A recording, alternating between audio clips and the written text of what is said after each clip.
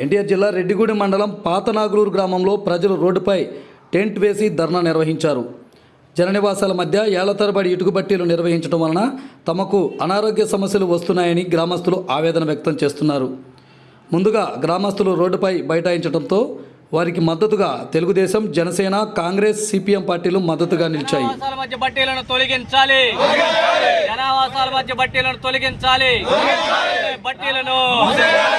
మూసేయాలి, తక్షణమే బట్టీలను జనావాసాల మధ్య బట్టీలను తొలగించాలి.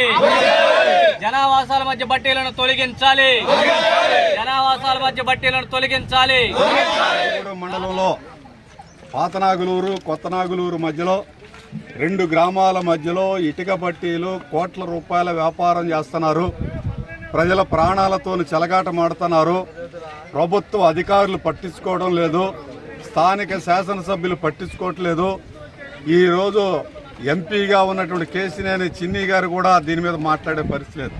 నగరం నుంచి వెలగలేరు, కందులపోడు, సేగిరెడ్డిపోడు ప్రాంతాల నుంచి ఈ ప్రాంతాలకు వచ్చి ఇక్కడ ఇటుక బట్టీల వ్యాపారం చేస్తుంటే ఇక్కడ ఉన్నటువంటి అధికారులకు తెలియదని మేము అడుగుతున్నాం.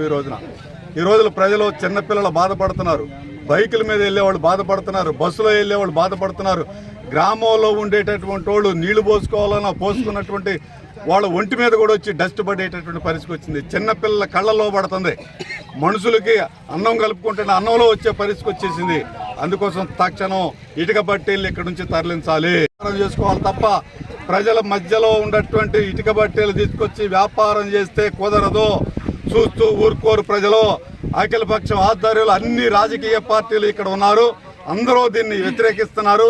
ఆ రీత్యా ఇక్కడ ఉన్నటువంటి ప్రజానీకం ఇక్కడికి వచ్చి ఈ రోడ్డు మీద స్పందించారు.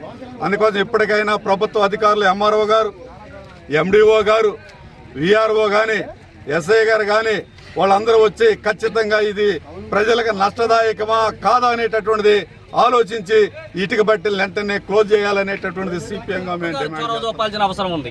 ప్రజల ఆరోగ్యానికి సంబంధించిన విషయం.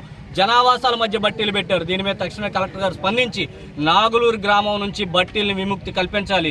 లేదంటే సిపిఎం పార్టీ ఆధ్వర్యంలో ఈ ఆందోళన అన్ని గ్రామాలకి విస్తరింపజేస్తాం. ఇది మండలానికి సంబంధించిన సమస్య, ఈ ఒక్క ఊరికి సంబంధించింది కూడా కాదు. నిత్యం ప్రజలతో రద్దీగా ఉండే రోడ్డు పక్కన పెడతా ఉన్నారు. శ్మశానం ఉంటే శ్మశానాన్ని కూడా ఆక్రమించే పరిస్థితి కనపడతా ఉంది. కాబట్టి అధికారులు స్పందించాలని మేము డిమాండ్ చేస్తాం.